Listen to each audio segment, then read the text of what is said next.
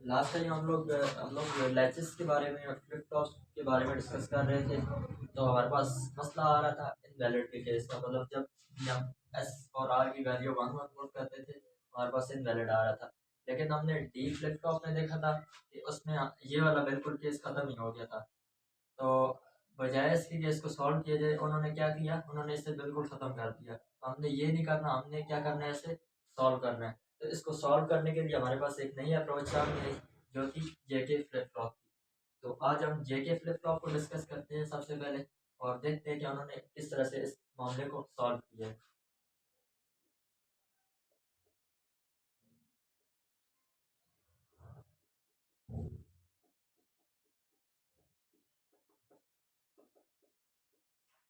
तो JK flip flop, सबसे पहले इसकी सर्किट डायग्राम देख लेते हैं। तो सर्किट डायग्राम कुछ इस तरह से, ये वो तकरीबन सेम ही है, थोड़ी सी चेंजेस की है उन्होंने इसी इसी में ही। तो वो चेंजेस हम लोग देख लेते हैं। ठीक है, इधर से क्लॉक एस, ये रहा हमारा आर, उसके बाद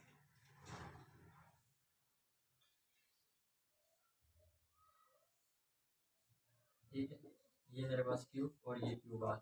अच्छा, उन्होंने किया कुछ इस तरह से, क्यू को इधर इनपुट करा दिया और क्यू बार को ऊपर इनपुट करा दिया। किस तरह से वो हम देख लेते हैं।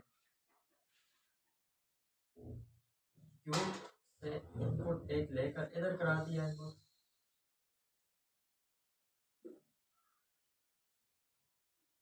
ये इधर। ठीक है, मतलब पहले हमारे पास जो है ना कितने इनपुट्स जा रहे थे, दो इनपुट्स जा रहे थे, लेकिन अब हमारे पास तीन इनपुट्स जा रहे हैं। और यहाँ पर इधर से उन्होंने क्या किया, क्यू बार को उठा लिया। ठीक है, और यहाँ पर एस के साथ उन्होंने इनपुट कर दिया। ठीक है, तो अच्छा, अब हम देख लेते हैं कि हमारा जो प्रॉब्लम था वो सॉल्व हुआ कि नहीं। लेट्स सपोज हम एज्यूम कर लेते हैं क्यू हमारे पास जीरो है और क्यू बार हमारे पास वन है प्रीवियस केस में। तो क्यू हमारे पास जीरो और क्यू बार वन है, एस की वैल्यू मेरे पास वन है और आर की वैल्यू भी आप लोग कह लेते हैं वन है। बाकी के केसेस को तकरीबन हमारे पास सेटिस्फाइड है, सिर्फ इस केस के लिए प्रॉब्लम आ रहा था। तो बाकी के जो जितने भी केसेस हैं वो एज इट इज है, उनमें जो है ना कोई भी चेंज नहीं आया। जिस तरह से पहले जेके फ्लिप, पहले वाली फ्लिप फ्लॉप्स में हमें बताया था, ऐसा फ्लिप फ्लॉप में हमने देखा था कि जीरो जीरो के लिए मेमोरी आ रही है, जीरो वन के लिए जीरो वन और वन जीरो के लिए वन जीरो। लेकिन वन वन के लिए इशू आ रहा था, तो हम लोग वन वन को भी अभी यहाँ पर डिस्कस कर लेते हैं। तो देखिए, यहाँ पर क्यू की वैल्यू जीरो, क्यू बार की वैल्यू मेरे पास वन। तो यहाँ पर क्या था, क्यू बार मेरे पास यहाँ पर आकर वन हो गया, एस भी वन था, आर भी वन था और क्लॉक भी वन, ये तीनों वन हुए। यहाँ पर इन्वर्ट होकर क्या हो जाएगा, जीरो आ जाएगा। ठीक है, उसके बाद यहाँ पर मेरे पास क्या है कि क्यू की वैल्यू मेरे पास जीरो है, यहाँ पर क्लॉक की वैल्यू वन है, जीरो वन वन, इन तीनों का एंड लेंगे तो यहाँ पर जीरो, और इन्वर्ट कर लेंगे तो यहाँ पर मेरे पास वन आ जाएगा। ठीक है, देखिए मैंने आपको बताया था कि अगर मेरे पास इनपुट में, यहाँ पर दोबारा से हम ट्रुथ टेबल बना लेते हैं एंड गेट का, ए बी और Y, zero zero, zero one, one zero और वन वन। वन वन के लिए एंड हमारे पास वन आता है, ये नेट जीरो आ जाएगा, यहाँ पर वन, यहाँ पर वन। देखिए, अगर एक भी जीरो आता है, सॉरी, एक भी हमारे पास जीरो आता है, तो आउटपुट में मेरे पास क्या आ रहा था, आउटपुट में मेरे पास वन आ रहा था। तो यहाँ पर मेरे पास जीरो आ गया। ठीक है, आउटपुट में मेरे पास क्या आ जाएगा, यहाँ पर क्यू मेरे पास वन आ जाएगा। ठीक है, उसके बाद यहाँ पर मेरे पास वन आ रहा था, इधर से जीरो आएगा, एक जीरो वन आपस में जीरो और इन्वर्ट होकर क्या हो जाएंगे, ये मेरे पास क्या हो जाएगा, अब ये बन जाएगा जी, वहाँ पर क्यू वन आ रहा था, इधर वन आया, सॉरी, इधर वन आया, वन वन आपस में वन, और इन्वर्ट होकर क्या हो जाएगा, क्यू बार मेरे पास आ जाएगा जी जीरो।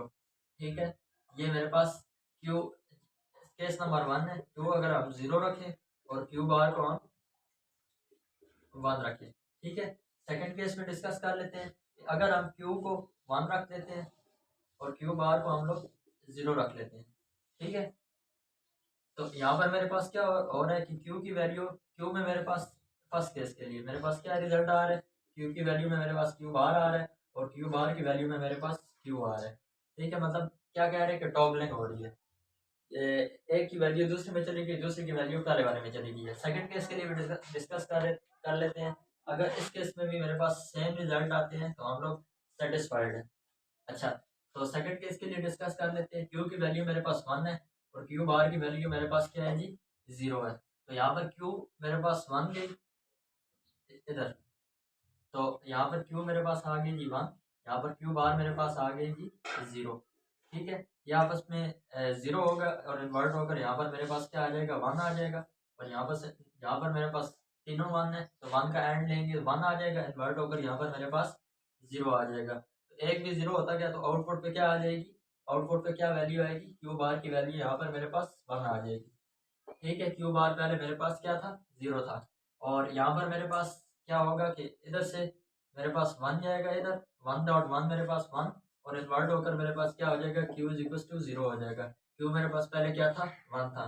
तो अगेन मेरे पास ये सेम केस आ रहा है कि क्यू में जो है ना क्यू बार की वैल्यू आ रही है और क्यू बार में मेरे पास क्यू की वैल्यू आ रही है। तो मतलब मेरे पास यहाँ पर मामला हल हो गया। अगर क्यू आ रहा है तो उसमें क्यू बार आ जाएगा, अगर क्यू बार आ रहा है तो मेरे पास उसमें क्यू आ जाएगा। तो इसका ट्रुथ टेबल देख लेते हैं साथ में यहाँ पर हम लोग फाइनली, और उसके बाद हम लोग इसके एक्साइटेशन और कैरेक्टरिस्टिक टेबल की तरफ मूव करेंगे। बाकी के जो 3 केसेस हैं ना, 0 0 0 1 और 1 0 का केस जो है, उनके लिए हमारे पास ये बिल्कुल सेम रहेगा एज इट इज जिस तरह से पहले था।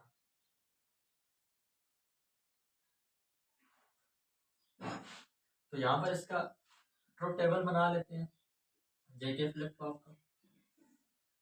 तो मेरे पास क्यू है और ये क्यू बार है। ठीक है, तो 0 0 के लिए क्या है, मेमोरी है एज बिफोर जिस तरह से पहले था। उसके बाद 0 1 के लिए मेरे पास है 0 और 1, 1 0 के लिए मेरे पास क्या है 1 0, और 1 1 के लिए मेरे पास क्यू में क्यू बार आ जाता है, मतलब टॉगलिंग हो रही है, और क्यू बार में मेरे पास क्यू आ जाता है। टॉगलिंग का क्या मतलब है, एक में दूसरे की वैल्यू और दूसरे में पहले वाले की वैल्यू। जिस तरह से अभी क्यू में क्यू बार की वैल्यू आ रही है और क्यू बार में मेरे पास क्या आ रहा है जी, क्यू की वैल्यू आ रही है। तो जेके फ्लिप फ्लॉप कुछ इस तरह से काम करती है। मतलब हमारे पास ये जो इनवैलिड वाला केस है, यह वाला भी यहाँ पर सॉल्व हो गया। ठीक है, तो उसके बाद हम लोग इसके कैरेक्टरिस्टिक टेबल की तरफ आते हैं। सबसे पहले हम लोग क्लॉक ले लेते हैं, उसके बाद हम जे ले लेते हैं, देन के ले लेते हैं, और देन उसके बाद हम लोग क्या करते हैं जी, जे के लेने के बाद हम लोग यहाँ पर क्यू एन ले लेते हैं, और इसके ज़रिए से हमने क्यू एन प्लस 1 फाइंड करना है। ठीक है, यहाँ पर ये सारे क्योंकि क्लॉक जब तक 0 रहेगी तब तक तो प्रीवियस मेमोरी मेंटेन रहेगी। जैसे ही 1 होती जाएगी तब हमारे पास जो है ना नेक्स्ट स्टेपिंग होगी 1 1 1 1 1 1 और ये लास्ट वाला 1।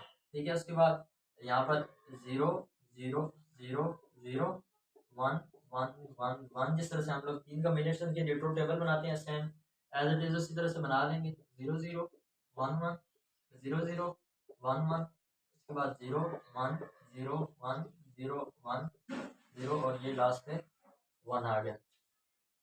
अच्छा, उसके बाद हम लोगों ने क्या करना है, देखें जे के जब जे और के की वैल्यू दोनों 0 थी तो हमारे पास मेमोरी आ रही थी। जे की वैल्यू 0 है तो प्रीवियस मेमोरी आ जाएगी। इस तरह से यहाँ पर भी 0 है तो प्रीवियस मेमोरी, यहाँ पर मेरे पास 1 है तो ये इधर 1 आ जाएगी। फिर उसके बाद 0 1 के लिए मेरे पास क्या आ रहा था, क्यू मेरे पास 0 आ रहा था, तो यहाँ पर क्यू 0 आ जाएगा। यहाँ पर भी 0 1 है तो क्यू मेरे पास 0 आ जाएगा। ठीक है, उसके बाद 1 0 के लिए मेरे पास क्या आ रहा था कि 1 0 के लिए मेरे पास क्यू की वैल्यू 1 आ रही थी, तो यहाँ पर भी 1 आ जाएगा और यहाँ पर भी 1 आ जाएगा, क्योंकि यहाँ पर भी 1 0 है, यहाँ पर भी 1 0 है। उसके बाद देख लेते हैं जी 1 1 के लिए क्या आ रहा था, 1 1 के लिए टॉगलिंग हो रही थी।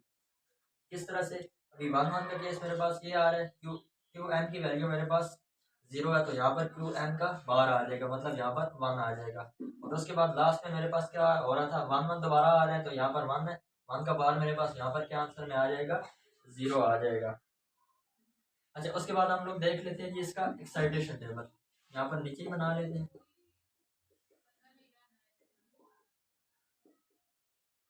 एक्साइटेशन टेबल मेरे पास किस तरह से बनेगा, क्यू एन ले लेंगे, क्यू एन प्लस 1 ले लेंगे, और यहाँ पर जे और ये के। ठीक है, 0 0 0 1 1 0 और ये लास्ट में 1 1 का केस। ठीक है, 0 0 के लिए यहाँ पर मेरे पास क्या आ जाएगा, ये दोनों यहाँ पर ये 0 0 है, उसके बाद यहाँ पर ये 0 0 है, तो यहाँ पर देखिए जे की वैल्यू से के की वैल्यू में चेंज आ रहा है 0, और यहाँ पर ये के डॉट केयर कर देते हैं। 0 1 का केस देख लेते हैं, तो 0 1 का केस मेरे पास एक इधर है और ये एक इधर है। ठीक है, तो 0 1 के केस में 1 1 सेम आ रहा है और के में मेरे पास टॉगलिंग हो रही है, तो यहाँ पर 1 और ये रहा मेरे पास डॉट केयर।